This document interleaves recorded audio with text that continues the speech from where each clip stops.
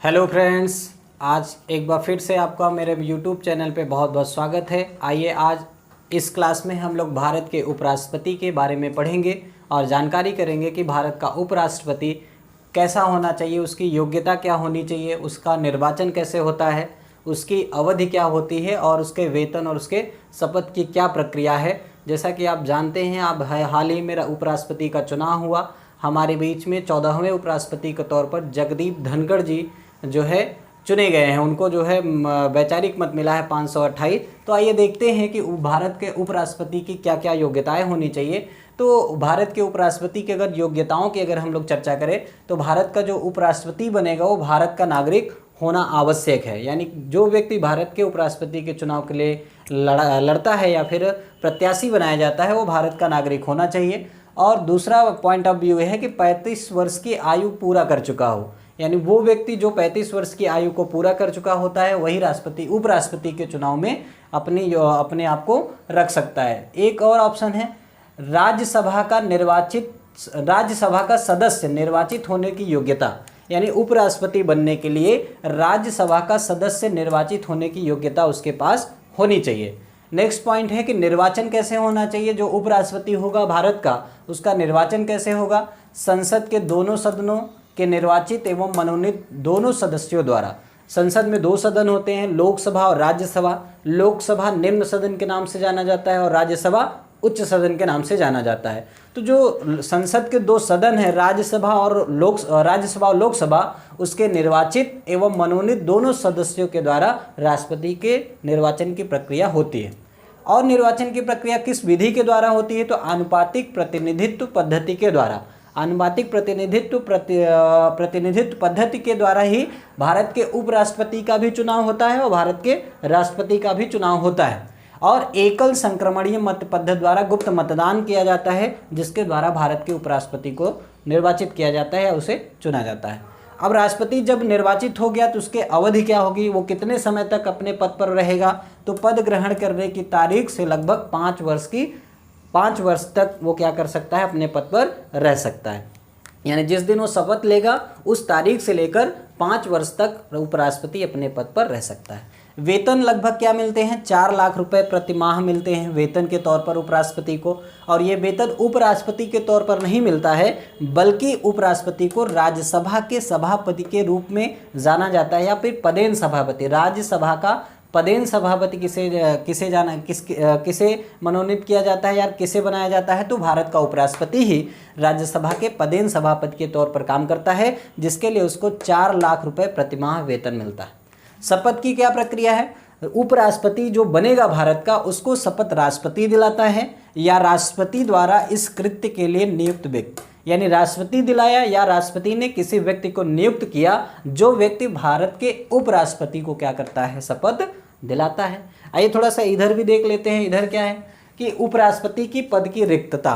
उपराष्ट्रपति पद की रिक्तता क्या कहता है, अगर उपराष्ट्रपति की मृत्यु हो जाए, यानी जो व्यक्ति उपराष्ट्रपति बना है अगर उसकी मृत्यु हो जाए या उस व्यक्ति की मृत्यु हो जाए तो उपराष्ट्रपति का पद क्या हो जाएगा, रिक्त हो जाएगा। दूसरा कह रहा है स्वेच्छा से त्यागपत्र द्वारा। यानी जो व्यक्ति उपराष्ट्रपति बनाया गया अगर वो स्वेच्छा से त्यागपत्र देना चाहता है तो राष्ट्रपति को त्यागपत्र देकर अपने पद से क्या हो सकता है, बहाल हो सकता है, उससे नियुक्त हो सकता है, उससे क्या हो सकता है, पद को खाली कर सकता है। तीसरा पॉइंट क्या है, राज्यसभा के तत्कालीन समस्त सदस्यों के बहुमत से पारित संकल्प। यानी अगर उपराष्ट्रपति को हटाना है तो हम जानते हैं हमारे पास 2, एक राज्यसभा है और एक लोकसभा है। तो राज्यसभा में क्या होता है, जितने भी सदस्य होते हैं राज्यसभा के वो क्या करते हैं, एक बहुमत से पारित संकल्प करते हैं। अगर राज्यसभा कहे कि जो व्यक्ति उपराष्ट्रपति है उसे पद से हटाना है, इसकी संस्तुति राज्यसभा कर दे तो उपराष्ट्रपति को हटाया जा सकता है। लेकिन जो सहमति होगी राज्यसभा पे उसकी सहमति पर लोकसभा भी क्या हो, सहमत हो। यानी राज्यसभा तो सहमत हो ही लेकिन लोकसभा की सहमति भी जरूरी है। लेकिन मूलतः ये बात जाननी है कि उपराष्ट्रपति को हटाने के लिए हम लोग राज्यसभा से उसको हटा सकते हैं उसके सदस्यों के द्वारा। और आप देखिए जब राष्ट्रपति की बात होती है तो राष्ट्रपति पर महाभियोग की प्रक्रिया लगाई जाती है अनुच्छेद 61 के माध्यम से, लेकिन उपराष्ट्रपति पद के रिक्त करने के लिए या उसको हटाने के लिए ऐसी कोई प्रक्रिया नहीं है। सामान्य मतगणना से उपराष्ट्रपति को हम लोग हटा सकते हैं। उपराष्ट्रपति कहाँ से कहाँ तक संवैधानिक अनुच्छेद 63 से लेकर अनुच्छेद 71 तक देखा जाता है कि अनुच्छेद 63 से लेकर 71 तक भारत के उपराष्ट्रपति की चर्चा की गई है। आइए थोड़ा सा देख लेते हैं कि भारत के उपराष्ट्रपति की चर्चा जो अनुच्छेद 63 से 71 तक की गई है उसमें क्या क्या चीज़ों का उल्लेख किया गया है। तो जैसे अगर हम लोग लिखें अनुच्छेद 63 है, अनुच्छेद 63 क्या कहता है कि भारत का एक उपराष्ट्रपति होना चाहिए। सवाल पूछा जाता है, आपसे पूछा जा सकता है एग्जामों में कि भारत का उपराष्ट्रपति किस अनुच्छेद में जाना जाता है। तो भारत के जो उपराष्ट्रपति है उसे आर्टिकल 63 के अंदर जाना जाता है। आर्टिकल 64 देखिए 63 से लेकर 71 तक है, तो थोड़ा सा देख लेते हैं। अनुच्छेद 64 क्या कहता है। अनुच्छेद 64 ये कहता है कि जो भारत का उपराष्ट्रपति होगा वो राज्यसभा का पदेन सभापति होगा। राज्यसभा का पदेन सभापति। तो राज्यसभा का पदेन सभापति के तौर पर किस आर्टिकल में बात की गई है। आर्टिकल 64 में राज्यसभा के पदेन सभापति के रूप में भारत का उपराष्ट्रपति क्या करता है, काम करता है। आर्टिकल 65 अनुच्छेद 65 की अगर बात करें तो आप देखो कभी कभी ऐसी परिस्थिति बनती है जब भारत का राष्ट्रपति अनुपस्थित, यानी कह सकते हैं कि राष्ट्रपति के अनुपस्थिति में, राष्ट्रपति के अनुपस्थिति में, यानी जब राष्ट्रपति किसी कारणवश अपने पद पर ना रहे, वो कहीं चला गया हो या कोई ऐसा कारण हो जब राष्ट्रपति का पद क्या हो, खाली हो या वो ना हो, उस समय क्या होगा, उपराष्ट्रपति क्या करेगा, कार्यभार को संभालता है। उपराष्ट्रपति राष्ट्रपति के कार्यभार का निर्वहन करता है, निर्वहन करता है। ये आर्टिकल 65 कहता है। आर्टिकल 65 ये कहता है कि जब राष्ट्रपति अनुपस्थित होगा तो उपराष्ट्रपति राष्ट्रपति के कार्यभार का क्या करेगा, निर्वहन करेगा। आर्टिकल 66 को देख लेते हैं। अनुच्छेद 66 क्या कहता है। आर्टिकल 66 कहता है चुनाव। 66 क्या कहता है कि उपराष्ट्रपति का चुनाव कैसा होना चाहिए। तो उपराष्ट्रपति का चुनाव हमने देखा कि आनुपातिक प्रतिनिधित्व पद्धति के द्वारा, एकल संक्रमणी मत पद्धति के द्वारा, गुप्त मतदान के माध्यम से हम भारत के उपराष्ट्रपति को क्या करते हैं, चुनते हैं, चुनाव। आर्टिकल 67 के बारे में अगर देखें, आर्टिकल 67 कहता है कार्यकाल। हम जानते हैं उपराष्ट्रपति का कार्यकाल लगभग कितने वर्ष का होता है, 5 वर्ष का होता है। जिस दिन वो शपथ करेगा, शपथ से लेकर 5 वर्ष तक क्या करता है वो व्यक्ति, राष्ट्रपति के कार्यकाल को सुशोभित कर सकता है। आर्टिकल 68 अनुच्छेद 68 क्या कहता है। अनुच्छेद 68 के बारे में थोड़ा सा देख लीजिए।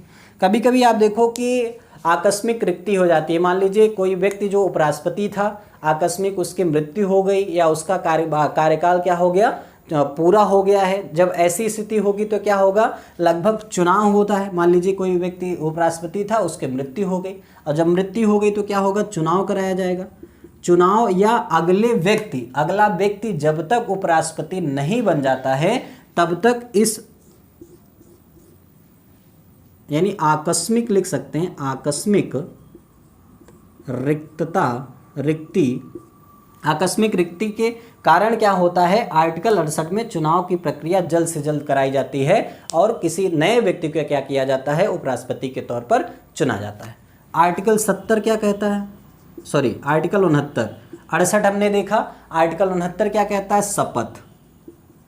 आर्टिकल 69 कहता है कि उपराष्ट्रपति शपथ लेगा, और शपथ कैसे लेगा भैया, उपराष्ट्रपति की शपथ कौन दिलाता है, राष्ट्रपति दिलाता है। अगर राष्ट्रपति अगर नहीं है या राष्ट्रपति चाहे तो किसी ऐसे व्यक्ति को नियुक्त कर सकता है, जिसको राष्ट्रपति नियुक्त करता है वो व्यक्ति क्या करता है, उपराष्ट्रपति को शपथ दिलाने का काम करता है। थोड़ा सा देख लीजिए अनुच्छेद 70, क्योंकि 71 तक है तो अनुच्छेद 70 क्या कहता है, राष्ट्रपति के कर्तव्यों का निर्वहन। अगर मान लीजिए अन्य आकस्मिकताओं में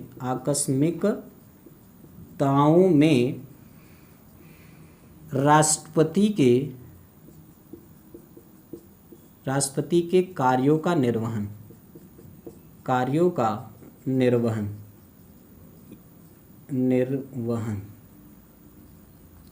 अन्य आकस्मिकताओं में राष्ट्रपति के कार्यों का निर्वहन मतलब ये हुआ कि जब राष्ट्रपति किसी ऐसे विशेष परिस्थिति में फंस गया, जैसे आप जानते हैं भारत के प्रथम राष्ट्रपति थे डॉक्टर राजेंद्र प्रसाद। जब डॉक्टर राजेंद्र प्रसाद राष्ट्रपति थे उस समय वो 15 दिन के लिए सोवियत संघ रूस के दौरे पर गए थे, और जब वो दौरे पर गए थे तब उनके पद को यानी उनकी गरिमा को संभालने के लिए किसे कहा गया? उपराष्ट्रपति को। उस समय उपराष्ट्रपति कौन थे? Doctor S Radhakrishnan. यानी जब राष्ट्रपति किसी कामवश नहीं है अपने पद पर तो उपराष्ट्रपति के कार्यों का निर्वहन कौन करता है? उपराष्ट्रपति करता है। और अनुच्छेद 71 क्या कहता है? चुनाव संबंधी मामले, चुनाव संबंधी मामले यानी उपराष्ट्रपति से संबंधित जो चुनाव संबंधी मामले हैं, जो चुनाव संबंधी चर्चाएं हैं, वो किस में रखे गए हैं? आर्टिकल 71 में रखे गए हैं। तो ये सवाल पूछा जाता है या पूछा जा सकता है आगामी एग्जामों में कि अनुच्छेद 63 क्या कहता है कि भारत का एक उपराष्ट्रपति होगा। अनुच्छेद 64 कहता है कि राज्यसभा का पदेन सभापति होगा कौन? उपराष्ट्रपति। अनुच्छेद 65 क्या कहता है कि राष्ट्रपति के अनुपस्थिति में, जब राष्ट्रपति नहीं होगा तो उपराष्ट्रपति राष्ट्रपति के कार्यभार का क्या करता है? निर्वहन करता है। आर्टिकल 66 कहता है कि उपराष्ट्रपति का चुनाव कैसा होगा? तो एकल संक्रमणी मत पद्धति के द्वारा गुप्त मतदान से। आर्टिकल 67 कहता है कि उपराष्ट्रपति का कार्यकाल कितना होना चाहिए? तो 5 वर्ष तक होना चाहिए। कब से कब तक? शपथ से लेकर 5 वर्ष तक। अनुच्छेद 68 कहता है चुनाव, मान लीजिए कोई आकस्मिकताओं में उपराष्ट्रपति नहीं रहा या फिर उपराष्ट्रपति क्या किया कि अपने पद को रिक्त कर दिया, स्वेच्छा से वो क्या किया? अपने पद को बहाल कर दिया, तो एक चुनाव प्रक्रिया होगी और तब जल्द से जल्द क्या होगा? उस स्थान को पूर्ति की जाएगी, अर्थात नए उपराष्ट्रपति की नियुक्ति की जाएगी। अनुच्छेद 69 क्या कहता है? उपराष्ट्रपति को शपथ कौन दिलाएगा? तो हमने सीखा उपराष्ट्रपति को शपथ राष्ट्रपति दिलाता है, और राष्ट्रपति चाहे तो किसी व्यक्ति के द्वारा उपराष्ट्रपति को शपथ दिला सकता है। अनुच्छेद 70 कहता है अन्य आकस्मिकताओं में राष्ट्रपति के कार्यों का निर्वहन, यानी किसी कारणवश अगर राष्ट्रपति नहीं है तो उसके कार्यों का निर्वहन कौन करेगा? भारत का उपराष्ट्रपति। अनुच्छेद 71 कहता है कि उपराष्ट्रपति के चुनाव संबंधी मामले। आइए थोड़ा सा कुछ तथ्यों के बारे में देख लेते हैं कि उपराष्ट्रपति से क्या प्रमुख तथ्य हैं। तो इसको थोड़ा सा रफ कर लेते हैं, इधर रफ कर लेते हैं हम लोग कि प्रमुख तथ्य क्या क्या बन सकते हैं। उपराष्ट्रपति से संबंधित तथ्यों के बारे में देख लेते हैं। तो उपराष्ट्रपति से संबंधित प्रमुख तथ्य अगर देखें तो यहाँ लिखेंगे प्रमुख तथ्य। प्रमुख तथ्य में क्या होगा? कभी कभी एग्जामों में पूछ लिया जाता है कि ऐसे व्यक्तियों के नाम बताइए, ऐसे उपराष्ट्रपतियों के नाम बताइए जिन्हें निर्विरोध चुना गया था। तो ऐसे 3 उपराष्ट्रपति हुए हैं जिन्हें निर्विरोध चुना गया था। Doctor S Radhakrishnan, doctor S Radhakrishnan और एम हिदायतुल्ला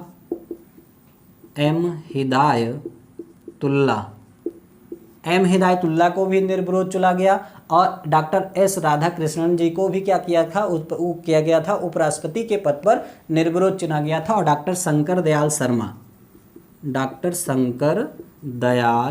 शर्मा, ये 3 ऐसे व्यक्ति हैं जिनको उपराष्ट्रपति चुना तो गया लेकिन निर्विरोध, यानी इनके विपक्ष में कोई भी उम्मीदवार खड़ा नहीं हुआ था। फिर कभी कभी सवाल पूछा जाता है कि ऐसे कौन से राष्ट्रपति थे जिन्हें 2 बार राष्ट्रपति पद पर काबिज हुआ? तो डॉक्टर एस राधाकृष्णन और मोहम्मद हामिद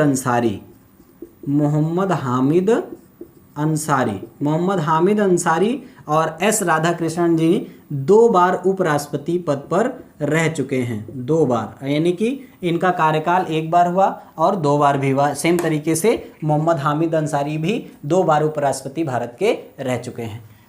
नेक्स्ट और क्या तथ्यों में? एक तो पहला तथ्य ये रहा हमारा, दूसरा तथ्य ये रहा 2 बार कौन कौन से व्यक्तियों ने उपराष्ट्रपति पद को सुशोभित किया, कौन से 3 ऐसे व्यक्ति थे जो निर्विरोध चुने गए थे। कभी कभी आपसे सवाल पूछा जाता है कि जब भारत के प्रथम राष्ट्रपति डॉक्टर राजेंद्र प्रसाद 15 दिन सोवियत संघ रूस की यात्रा पे गए थे, 1960 का दशक था वो, तीसरा पॉइंट लिख सकते हैं। डॉक्टर राजेंद्र प्रसाद 15 दिन सोवियत संघ की यात्रा, जब सोवियत संघ की यात्रा पर गए थे डॉक्टर राजेंद्र प्रसाद, तब उस समय भारत के राष्ट्रपति का पद क्या था, रिक्त हुआ था, अनुपस्थित थे राष्ट्रपति। तब इसके कार्यभार को किन्होंने संभाला था। और एक चीज़ और है, डॉक्टर राजेंद्र प्रसाद 1961 में लगभग बीमार भी हो गए थे। जब राष्ट्रपति के तौर पर पद पे थे लेकिन बीमार हो गए, और ये 15 दिन पहले 1960 में गए थे, लगभग सोवियत संघ रूस के यात्रा पर गए थे। तो जब रूस की यात्रा पे गए थे और 1961 में बीमार थे, उस समय भारत के उपराष्ट्रपति थे डॉक्टर एस राधाकृष्णन जी। तो इनके कार्यभार को उस समय संभाला कौन था, संभालने की अगर चर्चा की जाए तो राधाकृष्णन, डॉक्टर एस राधाकृष्णन। तो जब राष्ट्रपति अनुपस्थित होता है, उस समय राष्ट्रपति पद को संभालता कौन है, भारत का उपराष्ट्रपति। तो उस समय वर्तमान उपराष्ट्रपति थे डॉक्टर एस राधाकृष्णन, और इन्होंने राष्ट्रपति के पद को क्या किया था, संभाला था। कभी और कुछ और प्रमुख तथ्य इधर देख लेते हैं, कुछ और प्रमुख तथ्य हैं। और क्या तथ्य हैं, कभी कभी सवालों में जानकारी के तौर पर जानकारी रखना चाहिए कि जो ऐसे कौन से उपराष्ट्रपति थे, डॉक्टर कृष्णकांत भी भारत के उपराष्ट्रपति रह चुके हैं। इनका कार्यकाल के दौरान क्या हो चुका था, इनका मृत्यु हो गई। तो कभी सवालों में आता है कैसे उपराष्ट्रपति का नाम बताइए जो कार्यकाल के दौरान ही उनकी क्या हो गई थी, मृत्यु हो गई थी, तो कृष्णकांत जी का। नेक्स्ट और भी सवाल है, ऐसे 2 उपराष्ट्रपतियों के नाम बताइए जो राष्ट्रपति के कार्यकाल को संभाले थे। जैसे हम जानते हैं भारत के 2 ऐसे राष्ट्रपति थे जिनका कार्यकाल के दौरान मृत्यु हो गया था, डॉक्टर जाकिर हुसैन।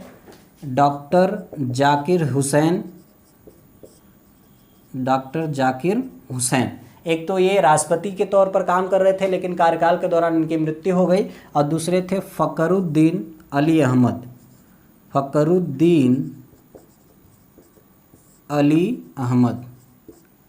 तो जब अली अहमद साहब की मृत्यु हुई और जब जाकिर हुसैन साहब की मृत्यु हुई, तो उस समय भारत के उपराष्ट्रपति थे वीबी गिरी। तो सवाल पूछा जाता है कि जब डॉक्टर जाकिर हुसैन की मृत्यु हुई तो उपराष्ट्रपति कौन थे और किन्होंने राष्ट्रपति के पद को संभाला था, तो वीबी गिरी ने संभाला था। अब फखरुद्दीन अली अहमद की जब मृत्यु हुई राष्ट्रपति के तौर पर, तब उस समय भारत के उपराष्ट्रपति वीडी जत्ती। तो वीडी जत्ती साहब ने क्या किया था, राष्ट्रपति पद को क्या किया था, संभाला था। तो ये प्रमुख तथ्य थे। आइए देख लेते हैं कभी वर्तमान में हुए उपराष्ट्रपति के चुनाव में कौन विपक्ष का प्रत्याशी रहा, कौन पक्ष का प्रत्याशी रहा। तो थोड़ा सा रफ करके देख लेते हैं इधर में, क्योंकि हमारा उपराष्ट्रपति के तौर पर चुनाव हुआ अभी हाल में, और उपराष्ट्रपति के तौर पर कौन चुने गए, किसे कितना मत मिला, थोड़ा सा पॉइंट ऑफ व्यू कर लेते हैं जिससे सवाल बने तो हमारा सवाल क्लियर हो जाए एग्जामों में। अभी देखिए एनडीए के प्रत्याशी बनाए गए थे, एनडीए जगदीप धनखड़, और यूपीए की प्रत्याशी बनाई गई थी मार्गरेट अल्वा। दोनों के बीच चुनाव हुआ, दोनों व्यक्ति उपराष्ट्रपति पद के लिए खड़े हुए थे। चुनाव की प्रक्रिया हम जानते हैं, एकल संक्रमणी मत पद्धति के माध्यम से उपराष्ट्रपति को चुना जाता है। जब जगदीप धनखड़ एनडीए के प्रत्याशी और यूपीए के प्रत्याशी मार्गरेट अल्वा, चुनाव हुआ, लगभग 528 मत किसे मिले, जगदीप धनखड़ जी को मिले, और 182 मत किसे मिला, मार्गरेट अल्वा को मिला। और इस तौर पे आप देखेंगे काउंटिंग तौर पर तो जीत किसकी हुई, जगदीप धनखड़ जी की हुई। तो जगदीप धनखड़ जी के बारे में सवाल बन सकता है, जगदीप धनखड़ से संबंधित अगर आपसे पूछे कि कौन से नंबर के राष्ट्रपति बनेंगे, तो उपराष्ट्रपति के तौर पर 14वें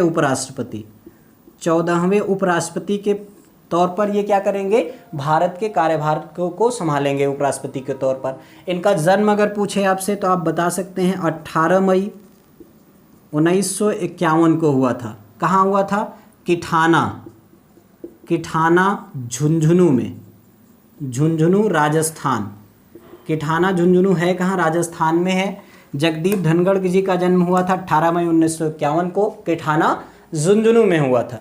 ये पेशे से वकील थे, एक बहुत बड़े वकील थे। लगभग 1990 के दशक में राजस्थान हाईकोर्ट में सीनियर एडवोकेट के तौर पर काम किया, और कब सवाल पूछ सकता है आपसे कि जगदीप धनखड़ उपराष्ट्रपति बनने से पूर्व क्या थे, तो ये पश्चिम बंगाल के यहाँ लिख सकते हैं पश्चिम बंगाल के राज्यपाल थे। राज्यपाल कौन से नंबर के? 21वें नंबर के राज्यपाल। 21वें नंबर के राज्यपाल के तौर पर ये काम कर रहे थे, लेकिन हाल ही में इन्हें जगदीप धनखड़ जी को उपराष्ट्रपति का प्रत्याशी बनाया गया था और उपराष्ट्रपति के प्रत्याशी के तौर पर इन्होंने जीत भी दर्ज की है और पश्चिम बंगाल के तौर पर राज्यपाल के तौर पर काम किया। पूछा जा सकता है कि उपराष्ट्रपति के पहले जगदीप धनखड़ कहाँ के राज्यपाल थे, तो हम बता सकते हैं पश्चिम बंगाल के। थोड़ा सा देख लेते हैं मार्गरेट अल्वा के बारे में। मार्गरेट अल्वा का जन्म 14 अप्रैल को हुआ था। जन्म 14 अप्रैल 1942 को। 1942 कहाँ हुआ था? मैंगलुरु में। मैंगलुरु कर्नाटक है, कर्नाटक में इनका जन्म हुआ था। इन्हें यूपीए की प्रत्याशी